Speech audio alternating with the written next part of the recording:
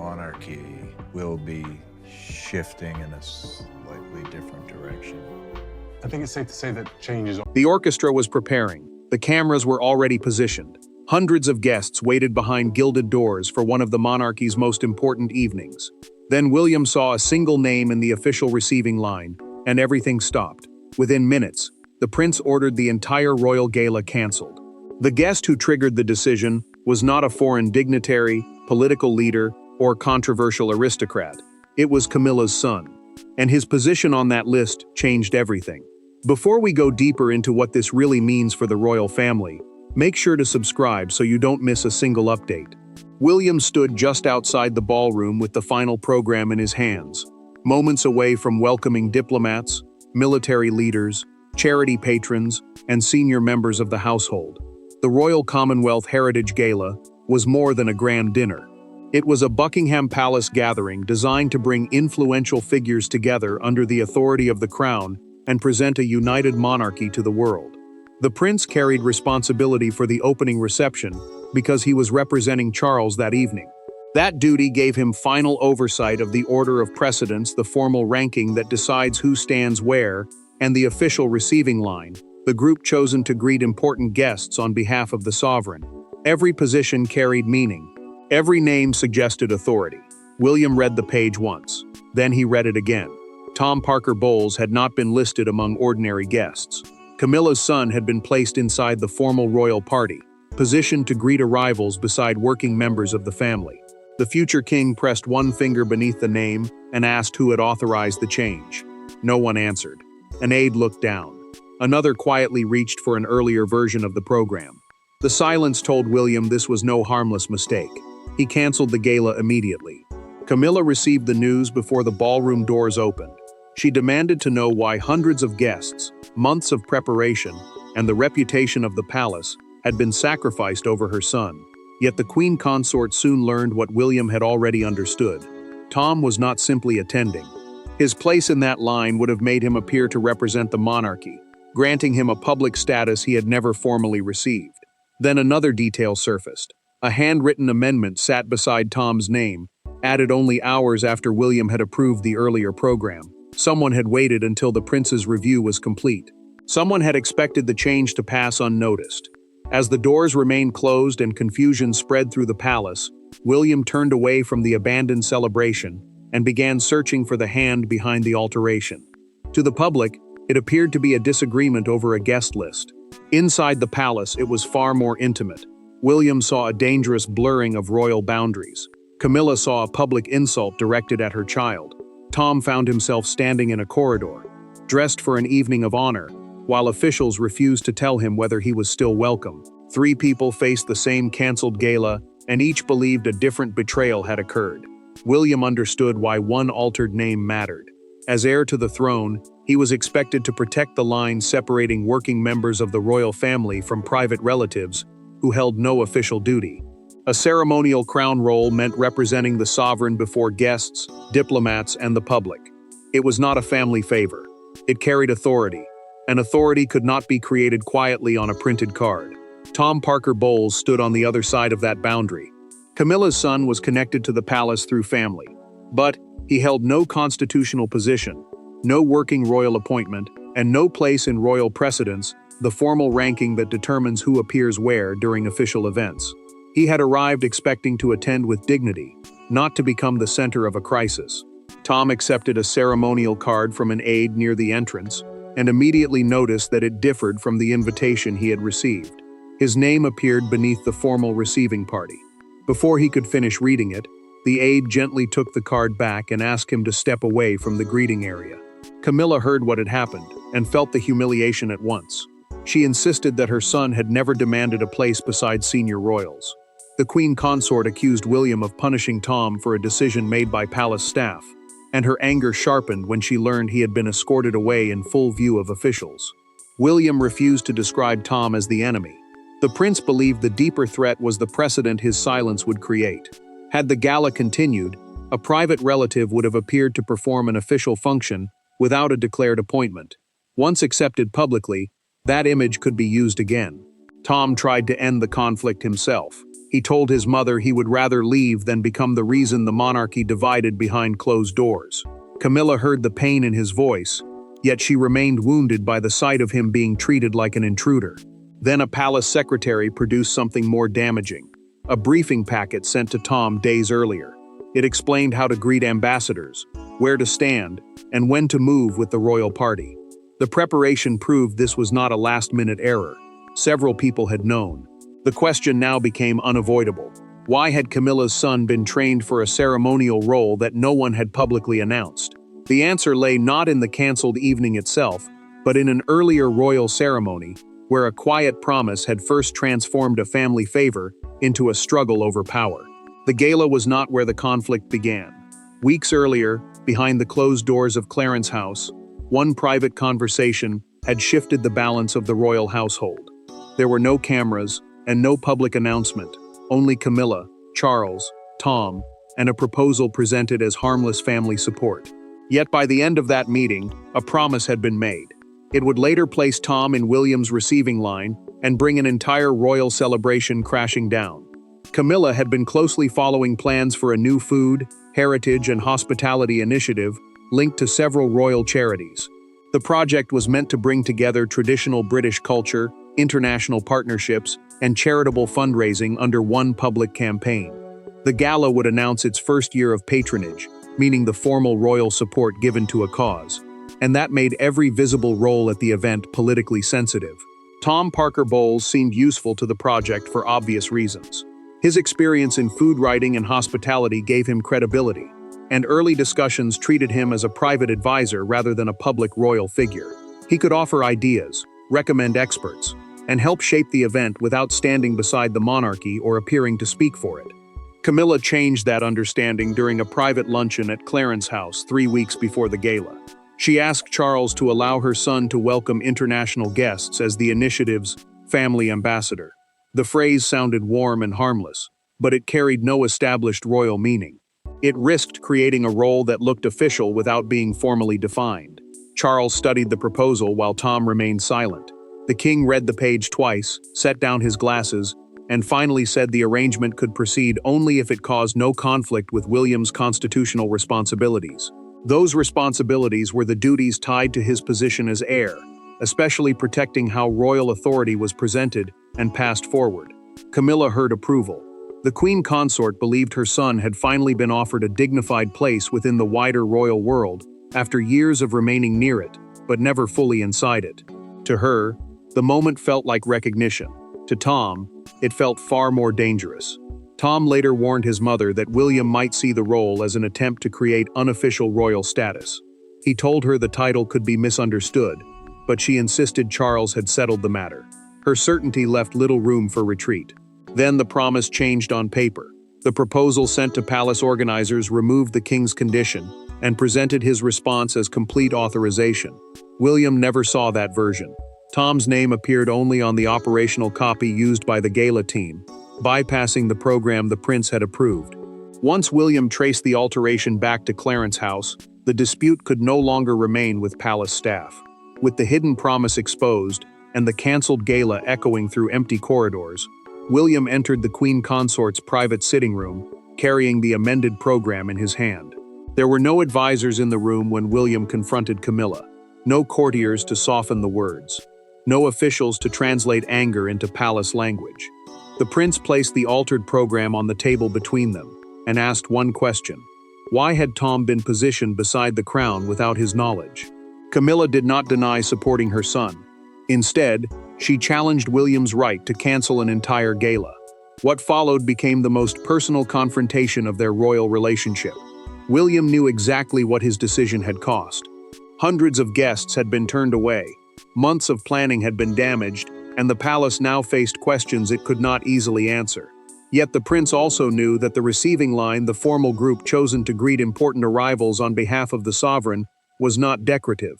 It showed the world who carried royal authority. Camilla saw the same disaster differently. The queen consort believed William had used his power in the most public way possible, when one quiet correction could have saved the gala and protected Tom from humiliation. To her, the cancellation was not discipline. It was punishment. William slid the program toward her and tapped the space beside his own name. He told her that Tom Parker Bowles had not been placed there as a guest. Camilla's son had been positioned as though he represented the monarchy, and that could not be dismissed as a harmless favor.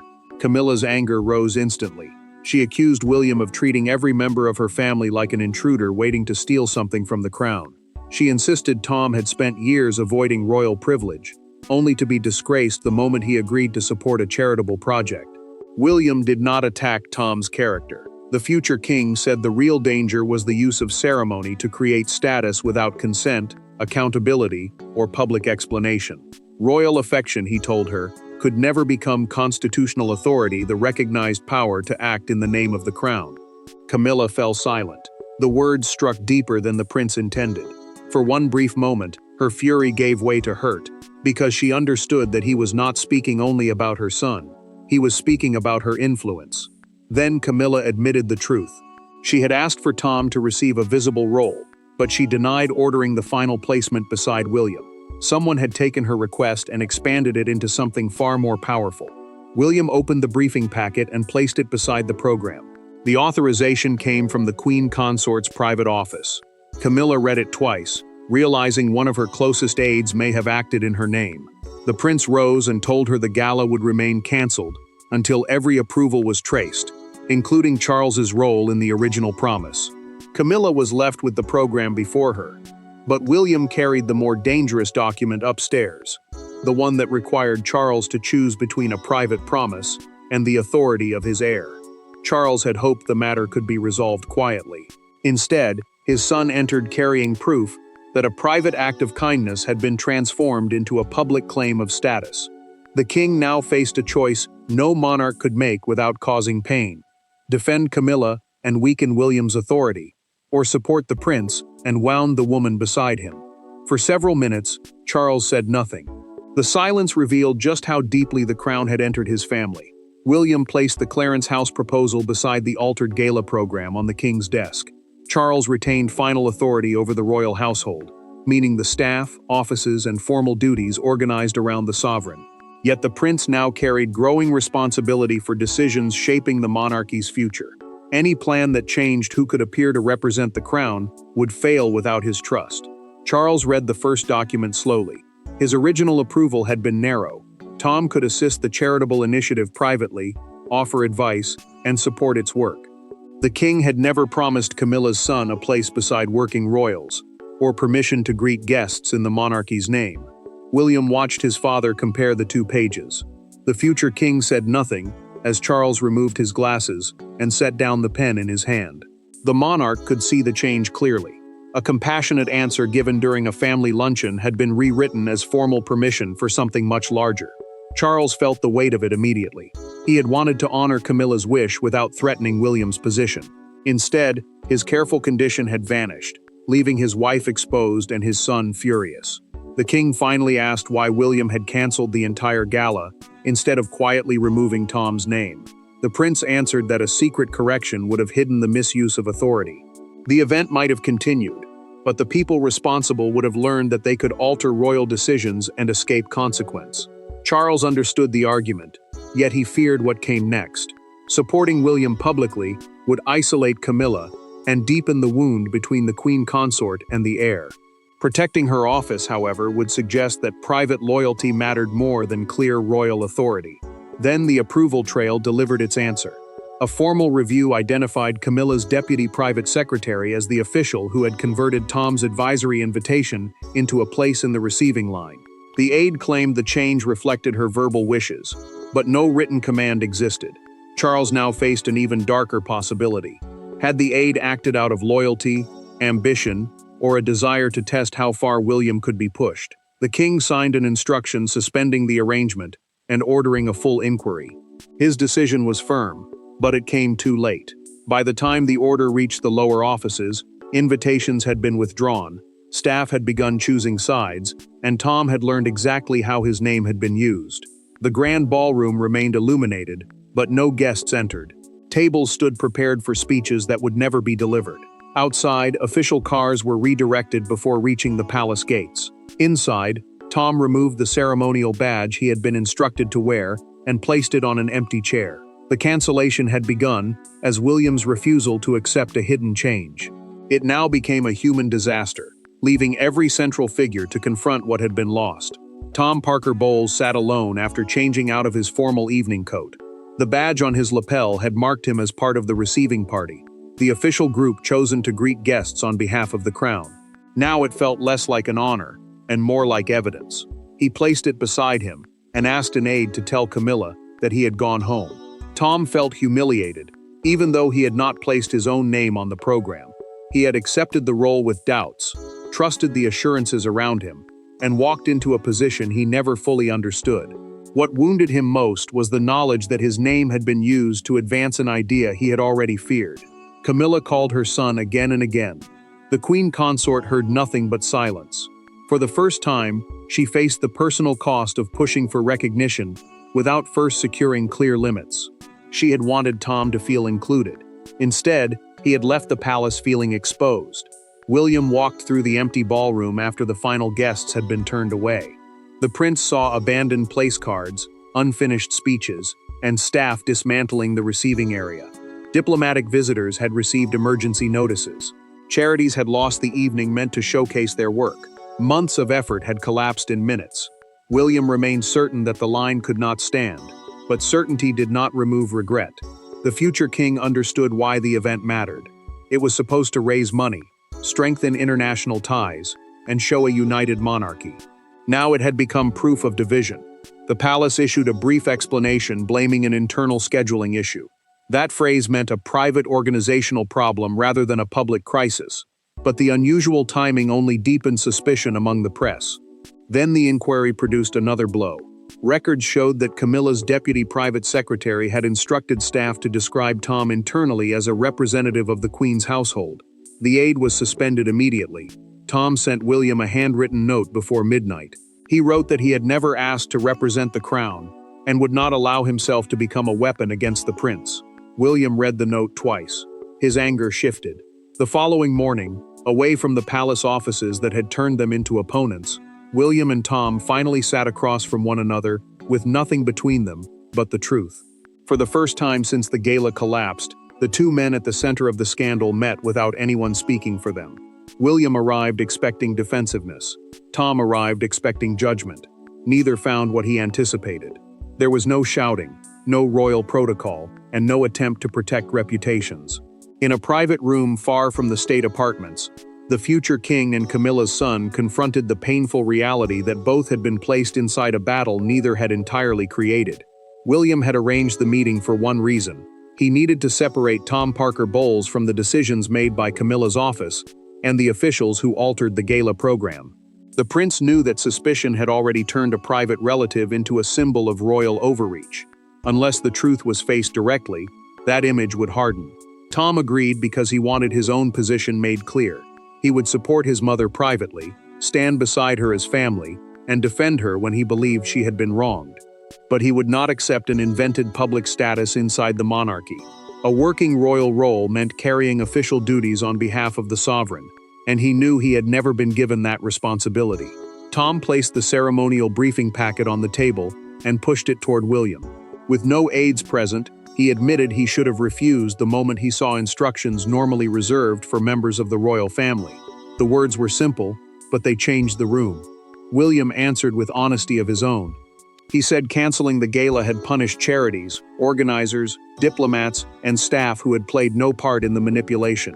The future king did not apologize for stopping the receiving line, because allowing it to continue would have accepted the deception, but he regretted the scale of the damage. Tom then revealed why he had accepted. He wanted Camilla to feel that her children were not permanently unwelcome in the world she now inhabited. The queen consort had spent years crossing into royal life, while her son remained careful not to appear as though he wanted anything from it. This invitation had seemed like a way to ease that distance. William's anger softened. The prince finally understood that Tom had acted from loyalty to a mother, not hunger for rank. Tom then disclosed the final truth. Camilla had originally asked only for him to give a short speech about the charitable initiative. The receiving line role appeared later and shocked him too. Together, the two men concluded that the deputy secretary had exploited a sensitive family request to create a new precedent. trusting that neither Charles nor Camilla would reverse it once guests had seen it. William and Tom left with one shared solution. The initiative would survive, but the palace had to state the boundary clearly. Their private agreement ended the personal hostility. But the monarchy still had to explain why its brightest ballroom had gone dark, and the world was already demanding an answer. By sunrise, the cancelled gala was no longer an internal palace dispute. It had become the only royal story anyone wanted to discuss. Broadcasters replayed footage of official cars turning away from Buckingham Palace. Newspapers questioned whether William had challenged Camilla, Charles, or both. Then one photograph came to define the entire crisis. Tom leaving through a side entrance alone, holding his unused invitation, while the palace lights burned behind him. The image transformed protocol into human heartbreak. The palace initially refused to explain the dispute over the receiving line, the formal group chosen to greet important guests on behalf of the crown.